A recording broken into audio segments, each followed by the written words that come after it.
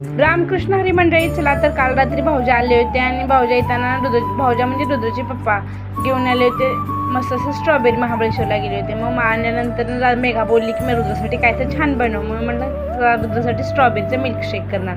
मग काय केलं, घेतलं पाणी, पाण्यात टाकले मिठामध्ये स्ट्रॉबेरी टाकली. म्हणजे 5 ते 10 मिनिट चांगलं सोक करून घेतलं. त्यामध्ये स्वच्छ सगळं धुवून घेतलं, म्हणजे घाण सगळं निघून गेलं. मग सगळं पाले वगैरे काढून घेतल्याशिवाय बघू शकता पाणी किती घाण होतं. मग काय स्वच्छ केलं सगळं. मग स्ट्रॉबेरी घेतली कट करून. दुधासाठी सहसाजी करून 2 ते 3 ते 4च घेतलं होतं स्ट्रॉबेरी, म्हणजे जास्त नको, आंबट आवडतं का नाही म्हणून घेतलं होतं. मग रात्री थोडे बदाम आणि खारीक भिजू घातले होते. सहसाजी रुद्रला तर मी खारीकच देते, खजूर वगैरे काय अजून देत नाही आहे.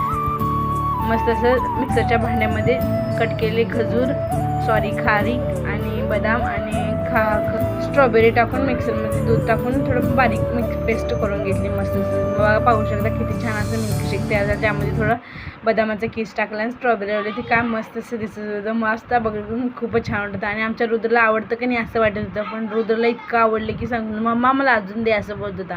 पण काय करणार, मी ते संपवलं होतं.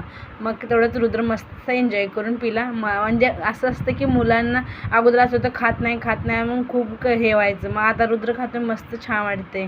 मुलं पोटभर खाल्ली ना आईचं पण पोट भरतं असं म्हणतात, ते तसंच आहे. आता मला माहीत होते की कसं काय असतं आई झाल्यानंतर ना. चला तर व्हिडिओ कसा वाटला नक्की कमेंटमध्ये सांगा. आणि मिल्कशेकची रेसिपी जर आवडली असेल तर लाईक शेअर सबस्क्राईब करायला विसरू नका. तोपर्यंत बाय.